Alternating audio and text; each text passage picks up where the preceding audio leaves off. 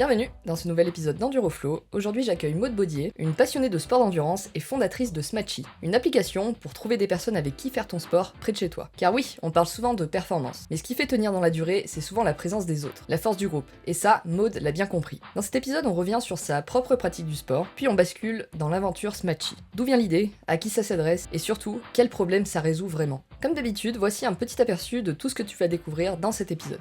Tout d'abord, l'histoire derrière la création de Smatchy, le vrai problème avec Strava, le business model derrière l'appli Smatchy, le rôle fondamental du groupe pour rester motivé dans sa pratique, sa vision de la réussite ainsi que la chose la plus importante selon elle dans l'entrepreneuriat.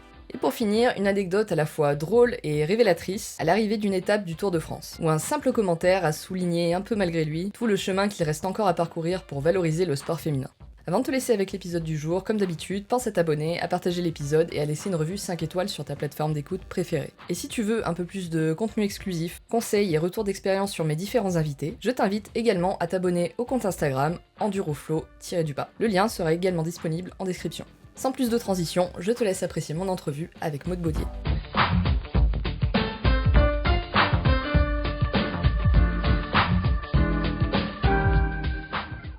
Bonjour Maude, et merci d'avoir accepté mon invitation.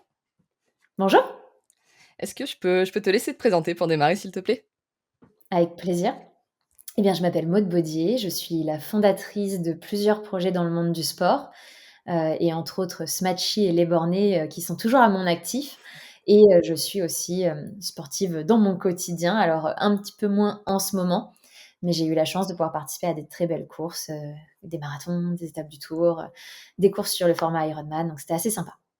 Ok, bah justement, est-ce que tu peux nous raconter, toi, c'est quoi un petit peu ton histoire avec le sport et qu'est-ce qui fait que tu t'es pris de passion pour les sports d'endurance en particulier?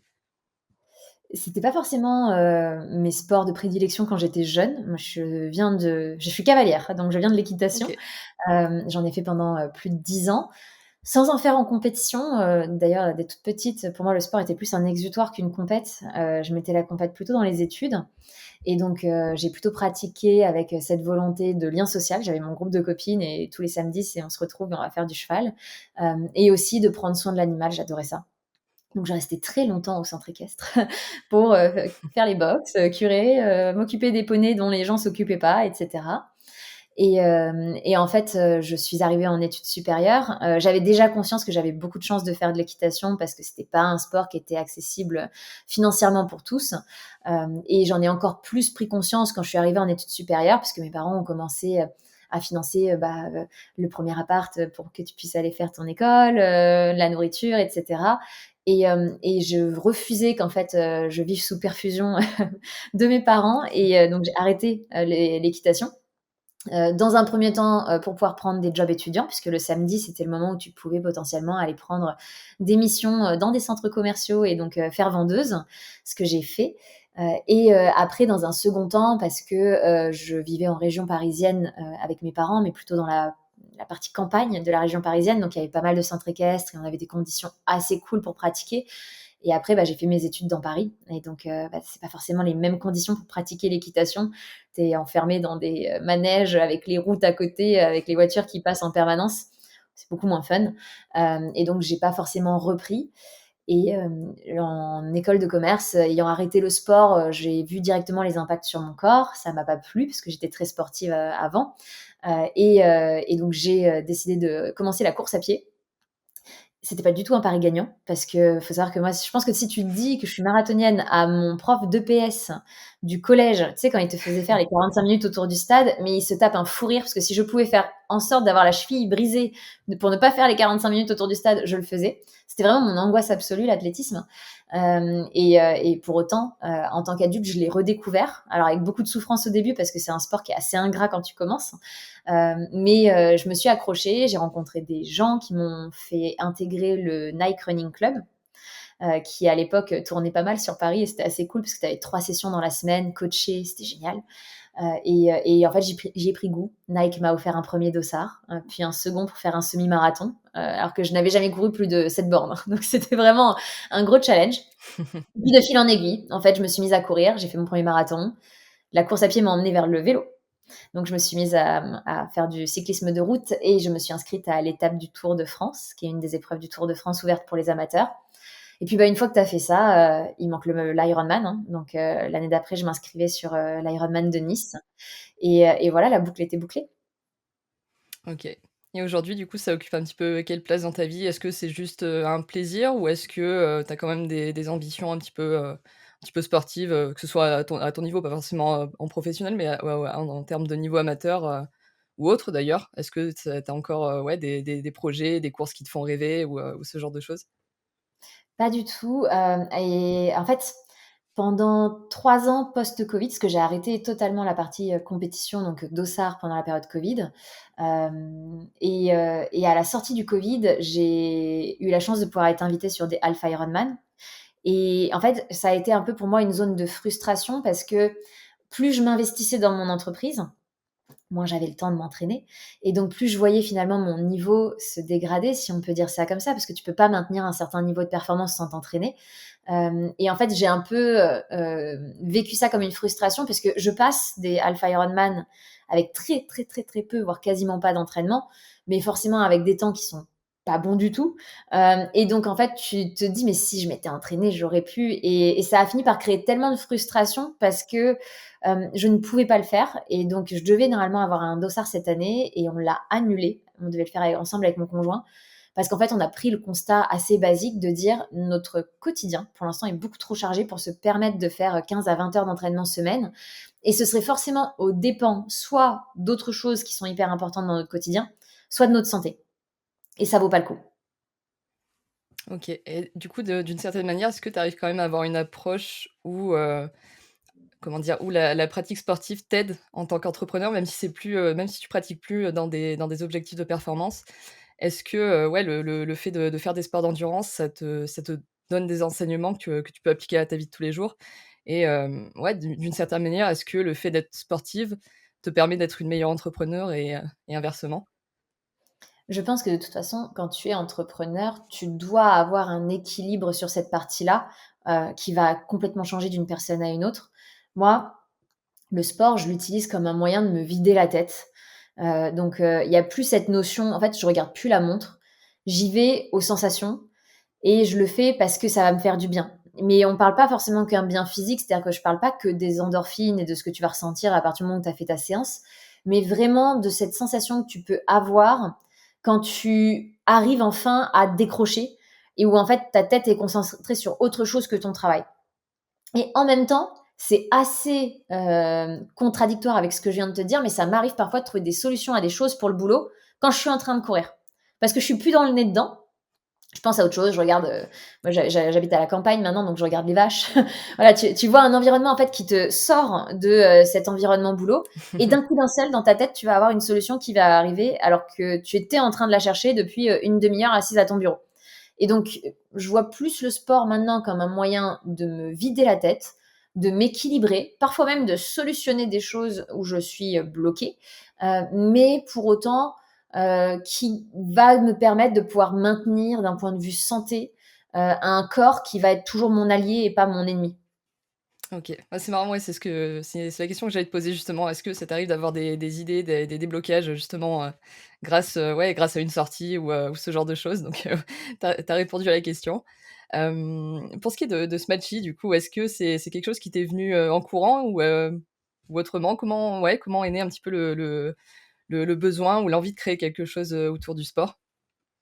C'est un petit peu différent, c'est-à-dire que Smatchy, en fait, il y a eu plusieurs choses qui m'ont menée à Smatchy et elles sont pas aussi directes qu'on ne l'imagine.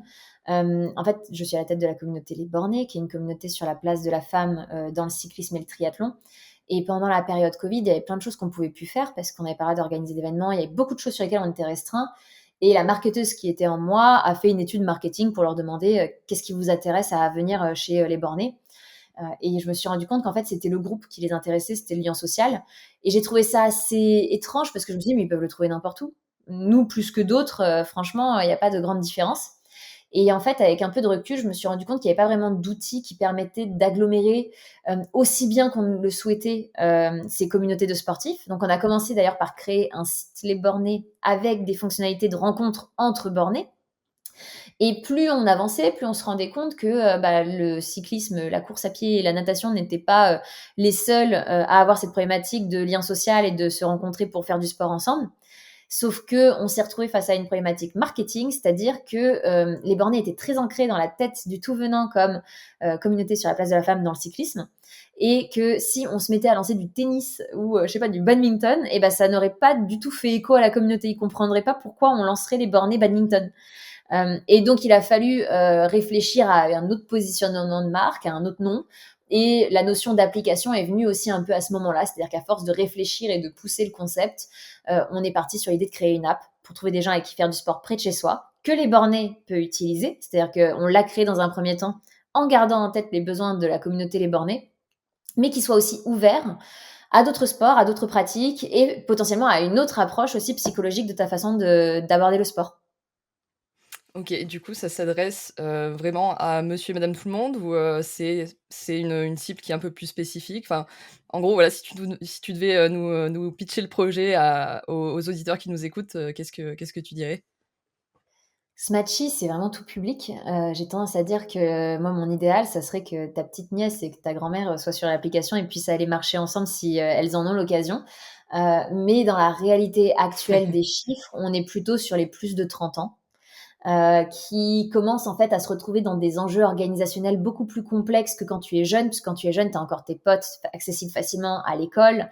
Et à partir du moment où tu arrives dans la vie active, c'est là où ça se complexifie, parce que chacun a son agenda, son entreprise, ses enjeux. Et après, bah, tu rajoutes une vie potentiellement de famille qui va se mettre par-dessus tout ça avec des engagements encore plus forts et des responsabilités encore plus fortes. Et donc, en fait, on se rend compte que même organiser un verre entre copains, ça devient la mission impossible, que tu mets un mois avant de trouver une date commune avec tes potes. Donc, autant dire que la session sportive, elle est d'autant plus complexe à organiser. Et il y a ce besoin de pouvoir avoir de la flexibilité dans l'organisation des sessions sportives sans pour autant se retrouver à devoir y passer un temps monstre, parce que actuellement, en fait, nos utilisateurs en ont marre de passer 1000 ans à trouver des gens avec qui s'entraîner. Et donc, en fait, par défaut, ils font du sport seuls. Mais c'est pas forcément qu'ils sont passionnés d'aller courir tout seuls ou d'aller rouler tout seul. C'est juste que bon, bah, c'est comme ça. Je suis disponible en dernière minute. J'ai des contraintes d'agenda. Ah, bah là, j'ai pu y aller, mais je l'ai su une demi-heure avant. Donc, je vais faire mon sport solo. Notre idée, c'est de se dire que la plateforme, alors pour l'instant, elle n'a pas ce niveau de puissance, mais qu'à terme, elle soit suffisamment puissante pour que 30 minutes avant, si tu te chauffes d'aller courir ou d'aller faire du vélo, tu puisses trouver quelqu'un qui, dans ta région, avait prévu de courir à peu près à cette heure-là et que tu te connectes et allez-y, on y va ensemble, quoi. OK. Et selon toi, pourquoi cet aspect, communautaire justement, il est aussi important, surtout, bah, sur des sports individuels? Enfin, comme tu le disais, ça s'adresse à tous les sports, donc si on veut jouer au tennis, évidemment, c'est mieux avec un partenaire. Mais pour, des sports qui sont, plutôt, individuels, pourquoi à ton avis c'est aussi important de se connecter aux autres et de pratiquer en groupe? Je pense qu'il y a le premier point qui est assez évident, c'est la motivation. C'est-à-dire que là, tu vois, en ce moment précis, pendant que nous enregistrons, il pleut chez moi. Alors là, il y a aucune chance que tu me retrouves dehors en train de courir. Il pleut, ça me motive pas du tout. Mais si demain, j'ai un groupe de 10 personnes avec qui j'ai rendez-vous, alors il y a peut-être une chance sur 2 que j'annule, c'est vrai, mais il y a aussi peut-être une chance sur 2 que j'y aille en me disant: «Oh bah, je vais aller voir les copains» et ça va être cool quand même. On met un coupe-vent et c'est parti. Et ça, c'est quelque chose que tu retrouves par l'effet de motivation du groupe. L'autre point qu'on oublie souvent, c'est que, en fait, avec l'arrivée du digital, on n'a jamais été autant connectés, mais aussi isolés.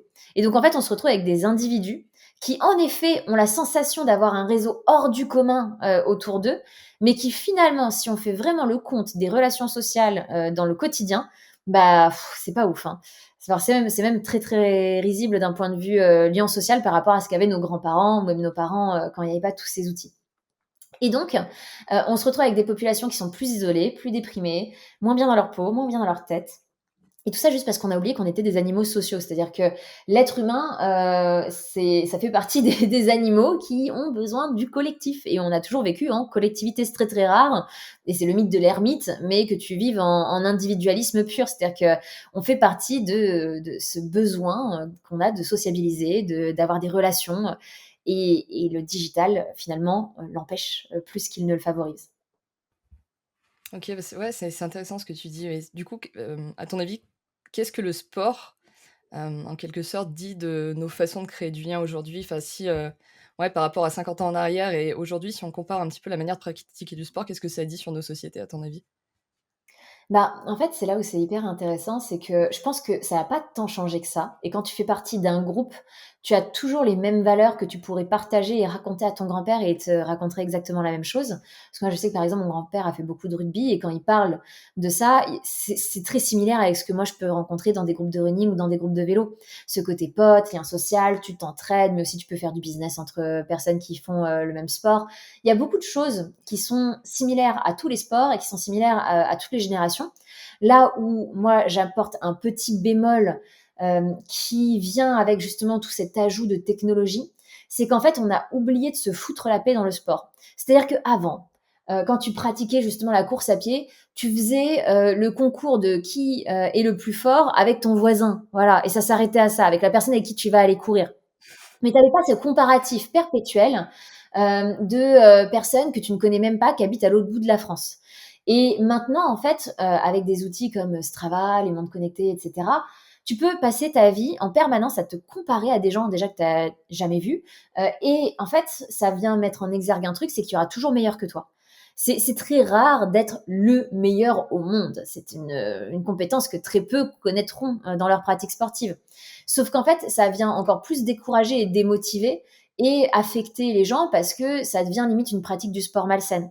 Et donc là où moi je vois une grosse différence dans la pratique, c'est plutôt toute cette hyper-connectivité et apprendre en fait à courir sans regarder ta montre, apprendre à faire du sport sans aller regarder les performances des autres qui ont été sur le même segment au même moment, etc. Pour en fait refaire du sport parce que ça te fait kiffer et non pas juste pour avoir la sensation d'être le ou la meilleure, quoi. OK, ouais, c'est intéressant. Justement, c'est vrai que pour rebondir sur ce que tu disais sur, Strava, c'est vrai que c'est une appli qui est assez, clivante. Est-ce que tu penses pas qu'il peut y avoir quand même un effet, assez positif? Enfin, après, je suis peut-être un peu biaisée parce que c'est vrai que je suis pas très réseaux sociaux. Je me suis mise sur Strava assez tard au final, parce que tous mes amis me disaient de me mettre dessus justement et donc ouais, j'ai dû m'y mettre après 5 ou 6 ans de pratique, donc au final, c'est vrai que j'ai peut-être moins ce biais-là et au contraire, je le vois plus comme, ouais, comme quelque chose de positif, de voir un petit peu où sont les copains, où est-ce qu'ils voyagent, de partager. Donc je sais pas, toi quel est ton avis là-dessus? Est-ce que c'est il y a une nuance à apporter ou? Ah, c'est toujours la même question, c'est le problème, c'est jamais l'outil, c'est ce qu'on en fait. Je jetterai pas la pierre sur Strava, c'est-à-dire qu'in fine, Strava, ils ont fait un outil et c'est comment les gens l'utilisent qui va poser ou non problème.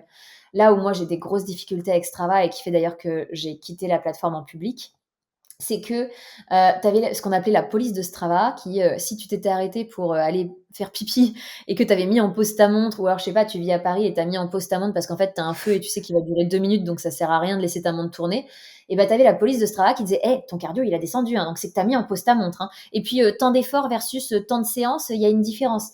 Et en fait, ça, c'est d'un malsain, mais c'est impressionnant. Il y a aussi beaucoup de femmes qui se sont fait suivre, qui se sont fait stalker, qui se sont fait embêter parce qu'il y avait les parcours habituels qu'elle faisait avec potentiellement bah, tous les mardis soirs, elle va courir à tel endroit. Et en fait, il y avait des gens qui attendaient. Et en fait, le souci de Strava, c'est pas Strava. Le souci de Strava, c'est ses utilisateurs.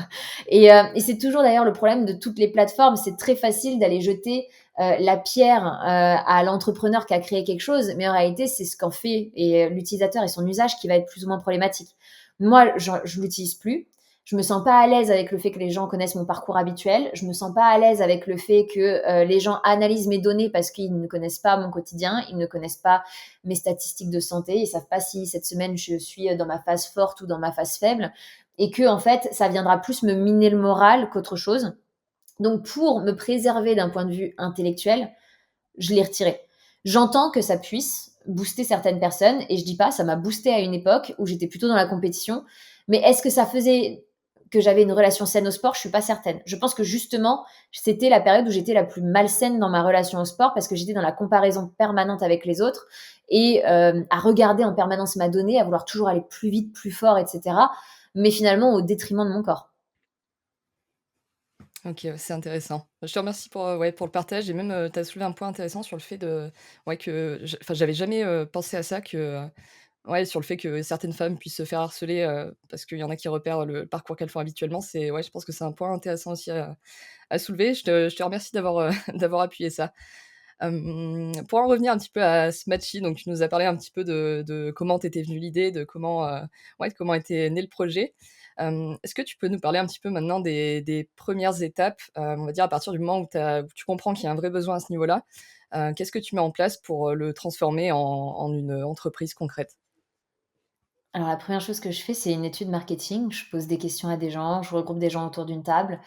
J'appelle aussi tous ceux qui ont essayé de faire la même chose, mais qui se sont loupés, donc toutes les boîtes qui se sont lancées sur le même domaine, mais qui n'ont pas duré dans le temps, et j'essaye de comprendre pourquoi, qu'est-ce qui a pas marché. Ça prend beaucoup de temps. À la suite de cela, je rencontre des gens, savoir si je pourrais avoir mes premiers investisseurs, mes premiers partenaires, si on peut les appeler comme tels. Et donc ça prend aussi pas mal de temps de faire du networking, d'aller dans des événements, de se faire connaître, de proposer l'idée. Tout ça en continuant évidemment à développer les bornées et la plateforme qui était déjà existante, qui était, la plateforme, web. Derrière après, bah, il a fallu, faire une levée de fonds. Cette levée de fonds nous a permis de pouvoir, créer autour de nous un écosystème qui nous permettait de pouvoir financer certains leviers. Et après, bah, il a fallu développer, donc trouver, les personnes avec qui développer. Et à la suite, bah, une année, complète, de développement d'applications avec, tout ce qui va avec, les phases de test, les phases de changement et cetera. OK.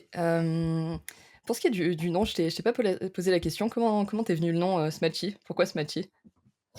Alors on en a eu plein des idées de noms. En fait, on a voulu faire une association de mots, donc on prenait plein de mots, et après on a essayé de créer quelque chose qui avait du sens. Et en fait, le S, c'est pour sport. Le match, en fait, c'est à la fois un match, sportif, c'est-à-dire tu fais un match de tennis, un match de foot, un match de ce que tu veux, mais aussi, c'est en tennis le fait de se matcher, et donc tu avais ce côté qui pouvait, refléter aussi le tennis qui faisait partie des premiers sports qu'on voulait lancer.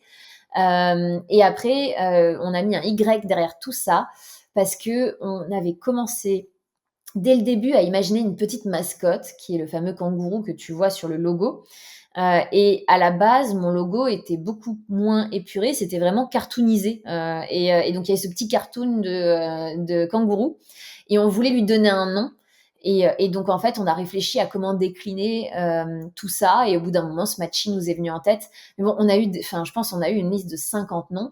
Et je sais qu'on en a testé aussi quelques-uns. Et puis, bah, il y a un moment, c'est celui-là qui parlait le plus, et donc qu'on a gardé, et qu'on a tout dans la foulée déposé après, légalement, puisque bah, quand tu as une idée de marque, hein, il faut toujours penser à déposer son nom, c'est important. OK. Est-ce que tu peux nous parler du coup un petit peu maintenant du business model de la boîte? Comment concrètement tu fais pour rentabiliser le projet et en faire quelque chose de viable à long terme? Alors bah, pour l'instant, on le fait pas. Pour l'instant, l'application, elle est 100% gratuite. Notre business model, il sera B2B.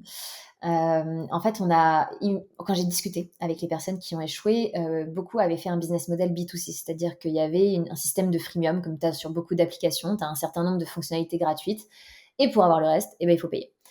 Sauf qu'en fait, ça a une limite parce que le taux de conversion il est souvent de 1 à 2, donc il te faut quand même un certain volume, pour pouvoir réussir à financer ton application, surtout quand on voit les coûts des développements technologiques, qui sont quand même de plus en plus élevés.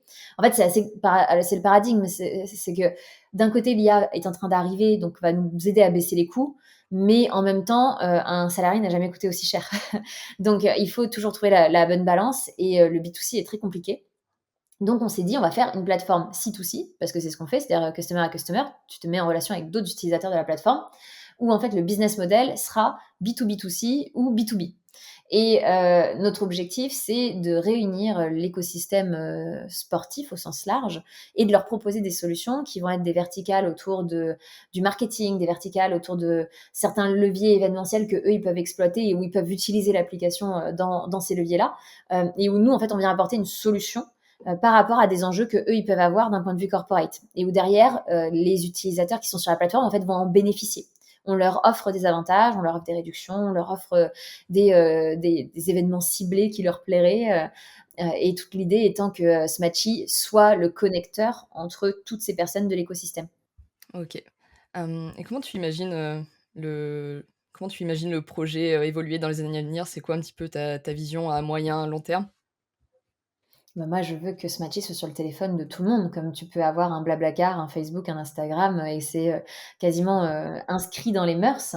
Après, c'est vrai que c'est un sacré challenge parce qu'on oublie les millions qui ont été cramés par, Facebook et Instagram pour faire en sorte que tu l'aies justement sur ton téléphone et que ça soit un must have, et non pas un nice to have. Donc on est en train de travailler sur ça, mais moi, mon objectif, ce serait littéralement d'être la plateforme incontournable, quand tu, veux trouver des gens avec qui faire du sport, et pour tout lien toute connexion, d'ordre social ou non, relative au sport. OK. C'est quoi un petit peu ta vision de la réussite? Comment est-ce que tu définis ce terme-là? Alors je pense pas qu'elle soit fixe dans le temps. C'est là où c'est hyper intéressant, c'est que la réussite, je pense qu'elle évolue avec qui tu es, elle évolue avec comment tu vieillis. Et donc, actuellement, de par le fait que je suis actuellement dans une boîte qui est considérée comme une start-up, qu'on ne génère pas encore, de revenus et cetera. Pour moi, la réussite, ça sera d'être capable d'être, rentable, d'être autofinancée et donc naturellement, de pouvoir me rémunérer par rapport à mon projet, tout ce qui va être les tenants et les aboutissants liés à l'aspect financier de ma start-up. Mais une fois ça fait, ta réussite, elle peut être de plein d'autres moyens différents et je pense qu'après, potentiellement, ta réussite, ça peut être d'accompagner d'autres personnes qui, elles, sont dans la galère et de les aider.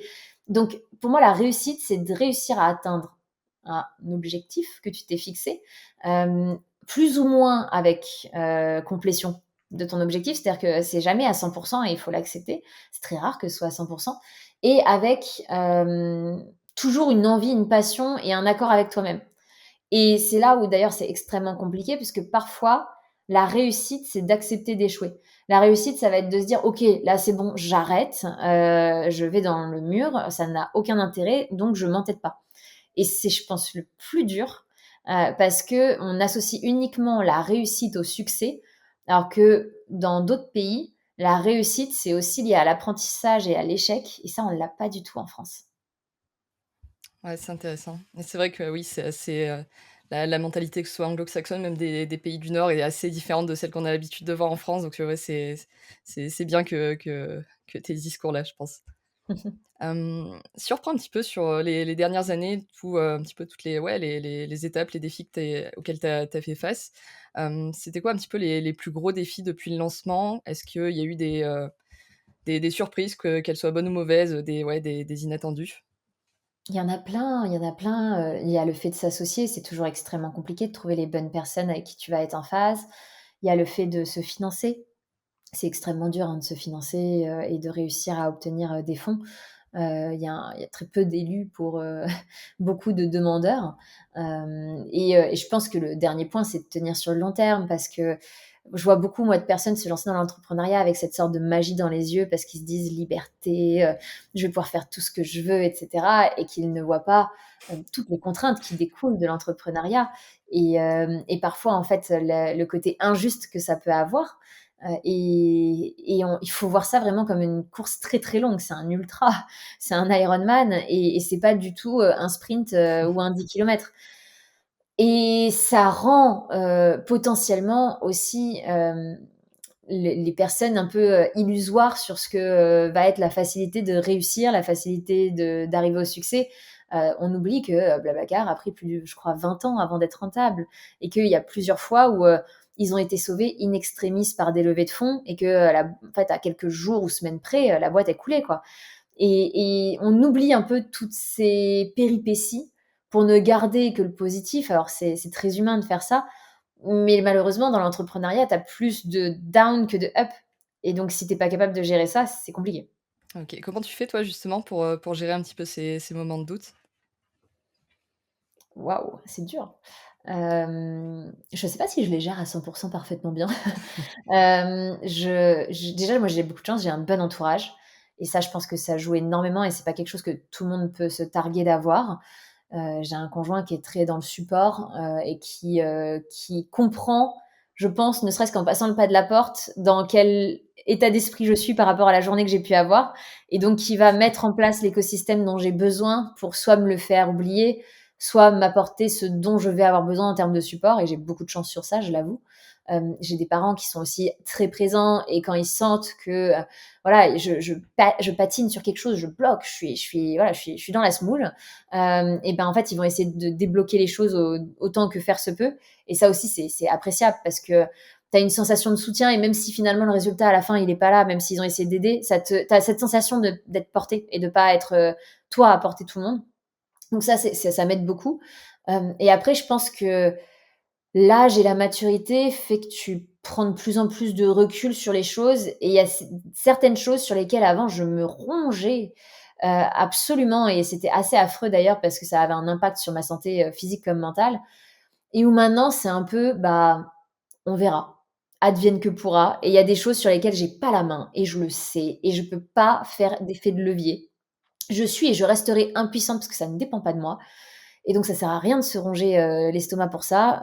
Il faut juste accepter les choses telles qu'elles sont et trouver un moyen, soit si tu peux, de le contourner, sinon bah voilà, fais sans, c'est tout. OK, c'est intéressant.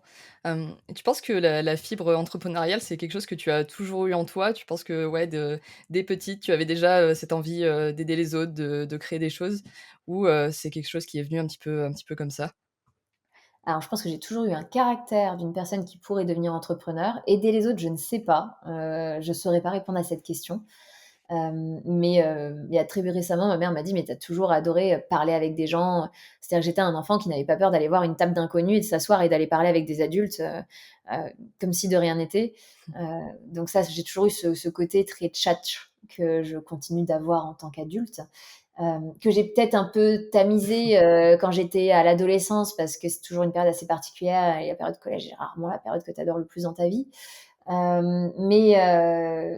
Après le côté entrepreneurial, je l'ai eu dès le collège. J'ai monté des projets dès le collège et j'ai toujours eu ce côté à adorer organiser, à adorer imaginer, et ça fait partie de moi, de ma personnalité. Et d'ailleurs, je pense et je suis convaincue que l'entrepreneuriat n'est pas fait pour tout le monde et ce n'est pas grave et c'est loin d'être une fatalité, et que tout le monde n'est pas fait pour ça. C'est vraiment il y a pas mort d'homme dans tout ça, hein. OK, je suis d'accord. Est-ce que toi, il y a des figures qui t'inspirent particulièrement, des gens, dont tu aimes, les projets, la mentalité? Mmh.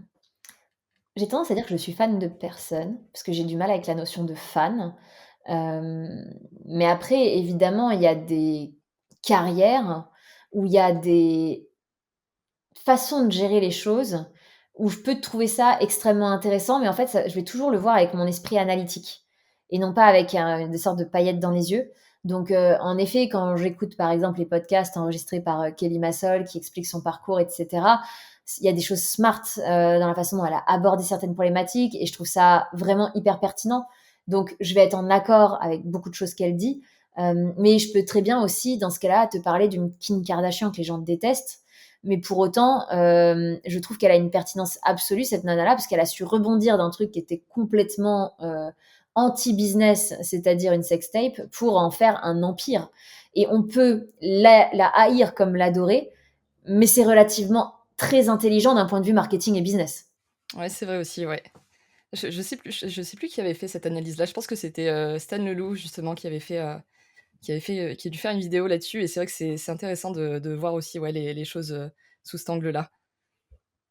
On arrive, pas loin de la fin. Je pense que, on a déjà fait un un bon tour d'horizon. Avant de passer aux 3 petites questions de la fin, est-ce qu'il y a un sujet qu'on n'a pas abordé, que tu aurais aimé aborder? Ou, ouais, ou une question que je t'ai pas posée, que tu aurais aimé que je te pose? Ou un message à faire passer? Hem, Moi, il y a toujours un truc que je dis qui est le truc le plus important, je pense, dans l'entrepreneuriat, c'est la résilience et avoir les reins solides. Je vois beaucoup de gens se lancer et moi je suis prof en école de commerce, et donc je vois beaucoup de jeunes se dire: «Ah, à la sortie de l'école, je vais lancer ma boîte» et cetera, et pourquoi pas, ça peut marcher, hein, ils peuvent avoir beaucoup de chance et décoller direct et cetera. Mais je vois aussi beaucoup de personnes abandonner au bout de 2 ans parce qu'en fait leur droit de chômage arrive à expiration, parce qu'ils ont toujours pas réussi à se dégager, de salaire et bah, finalement, ça essouffle, hein. Et moi, quand j'ai construit mon projet entrepreneurial, je l'ai construit avec beaucoup de résilience, c'est-à-dire en me disant ça va être dur et je sais, et il va falloir que je sois extrêmement forte, mais surtout avec une intelligence de se dire je ne peux pas mettre tous mes œufs dans le même panier, il faut absolument que j'ai quelque chose qui m'assure le minimum syndical des factures EDF, de manger le soir et de payer mon loyer. Et donc j'ai toujours enseigné, c'est-à-dire que j'ai toujours été prof en école de commerce en parallèle de ma carrière entrepreneuriale. Alors ça a beaucoup été décrié à un moment parce qu'il y a des personnes qui me disaient: «Ouais, mais tu pas à 100 et en fait, moi, mon contre-argument, il était extrêmement simple, c'est: «Oui, mais dans un an, je suis pas à la fin de mes droits de chômage et donc je vais pas abandonner le projet et finalement, vous faire perdre l'argent que vous avez investi dans ma boîte parce que je me barrerai en disant: "Bah, j'ai pas de quoi me payer donc ciao"». Et donc c'est un truc que beaucoup ne font pas, c'est de s'assurer un plan B, une sécurité, et cette sécurité, en fait, elle te permet d'être serein si tu perds 2 mois. Alors que quand tu es très, très, très, très, très, très proche de la fin de tes droits de chômage, bah, t'as plus aucune sérénité et c'est même là où tu prends parfois des mauvaises décisions. Alors, tu peux en prendre des excellentes, mais tu peux en prendre aussi des mauvaises. Moi, j'ai la chance de pouvoir me dire que s'il faut attendre 2 semaines de plus parce que l'application elle est buggée et qu'il y a un truc qui va pas, bah, on attend 2 semaines de plus. C'est pas grave parce que on a cette chance de se dire que je vis ailleurs d'un autre système de revenus. Tout le monde sera peut-être pas d'accord avec cette analyse, mais c'est ce qui fait qu'actuellement, mes investisseurs réinvestissent parce qu'en fait, ils savent que je vais pas leur claquer entre les doigts dans les 6 prochains mois parce qu'ils savent que je me suis assise sur un matelas de sécurité et que de toute façon, je mènerai le projet jusqu'à la complétion de ce que j'ai imaginé parce que j'ai le temps de le faire. OK, c'est intéressant. Du coup, pour conclure, cette interview, il me reste, 3 petites questions rapides à te poser. La première, c'est est-ce qu'il y a un livre qui t'a particulièrement marqué durant ta vie? J'en ai plein et c'est affreux parce que j'ai voulu la préparer cette question et j'arrivais pas à trancher. Moi, j'ai adoré, il y a un livre qui s'appelle «Le mythe de la virilité» et qui déconstruit complètement, comment, la virilité imposée aux hommes, en fait, est complètement, pénalisatrice à la fois pour les hommes et pour les femmes. Donc en fait, on s'en sortirait tous bien mieux s'il y avait pas ça. Il y a, des livres qui sont, hyper intéressants aussi, alors toujours assez féministes, hein, mais «Beauté fatale» de Mona Chollet ou «Sorcière» de Mona Chollet qui montrent beaucoup de choses qui sont imposées aux femmes et qui sont finalement des axes sociétaux qui deviennent plus des boulets aux pieds que des moyens de s'émanciper et de grandir en tant que femme. Et après, moi, il y en a un qui a été mon déclencheur pour devenir entrepreneur, c'était Je pense trop, comment canaliser ce mental envahissant, qui est un Mmh. bouquin qui m'a permis de me rendre compte qu'en fait, j'étais considérée comme au potentiel. Alors, j'ai un peu du mal avec ce mot et j'en suis pas grand fan, mais qui m'a permis de me rendre compte de beaucoup de choses par rapport à ma méthodologie de pensée et de l'accepter pleinement et de me dire, mais en fait, je suis comme ça, donc autant surfer sur la vague de ce qui est positif avec cette façon d'être, plutôt que de le vivre comme un handicap et de voir ça plutôt sur ses aspects négatifs. Donc plutôt voir le verre à moitié plein que le verre à moitié vide. Donc je t'ai pas donné qu'un bouquin, je suis désolée, je t'en ai donné plein, mais ça fait partie des lectures un peu que je recommande autour de moi. Ça me va complètement et d'ailleurs, ouais, le livre «Je pense trop», c'est un bouquin qui m'a énormément marqué aussi. J'avais dû le lire quand je devais avoir 17-18 ans, je pense, à une période, où tu te cherches un peu professionnellement et c'est vrai que ça a été, ouais, moi aussi, c'était un gros déclic pour moi ce bouquin donc ouais, merci de le citer. Avec plaisir. 2e question, si tu, si tu avais une valeur à transmettre à la prochaine génération de sportifs, laquelle serait-elle?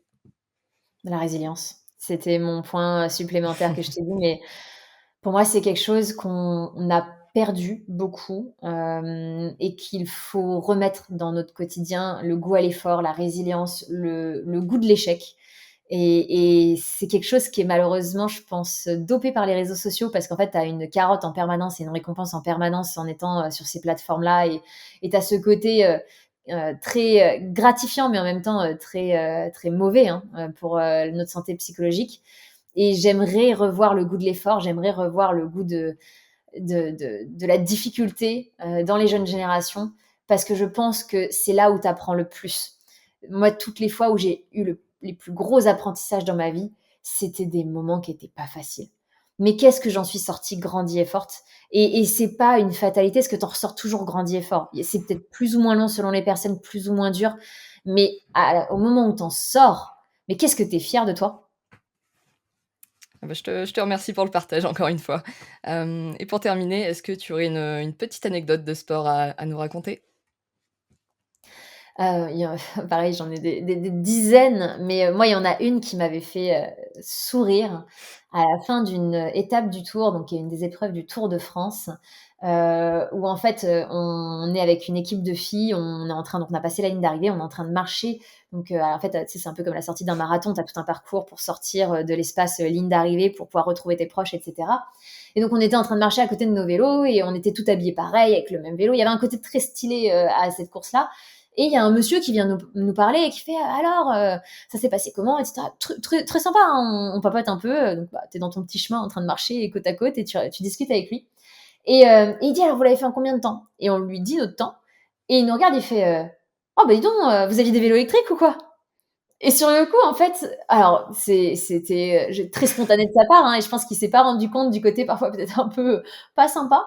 Et en fait, ça a été une petite anecdote où je l'ai regardé et j'ai rigolé. Je fais: «Bah non, comme vous, un vélo de route, hein», et c'était un peu le côté où tu te dis: «Bon, il y a encore du boulot pour que les femmes soient acceptées dans le cyclisme et qu'on se prenne plus ce type de réflexion», et en même temps, je le dis avec le sourire et en rigolant, parce que je pense pas qu'il voyait à mal. C'est juste que c'est sorti hyper spontanément pour dire waouh, vous avez fait une super performance. Et dans un sens, c'était peut-être un peu un compliment, mais c'était dit avec tellement de maladresse que ça me fait toujours sourire quand j'y pense.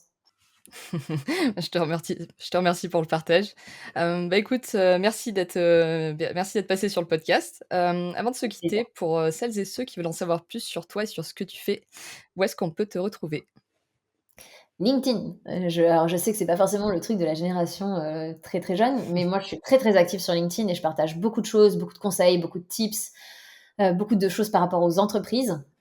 Après, je suis aussi sur Instagram, mais je partage beaucoup moins. Je suis une consommatrice modérée, d'Instagram, et peut-être que je vais essayer de travailler un petit peu plus pour partager plus de conseils, mais ça demande beaucoup de temps et malheureusement, c'est plus facile pour moi de faire du texte que de la vidéo.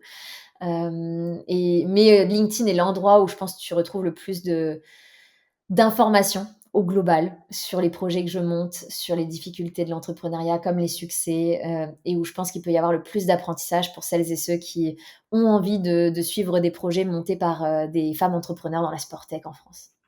OK, ça marche. Je mettrai tout ça en description. Sur ce, merci beaucoup. Je te souhaite, une très bonne, fin de soirée et beaucoup de réussite pour la suite. Merci beaucoup.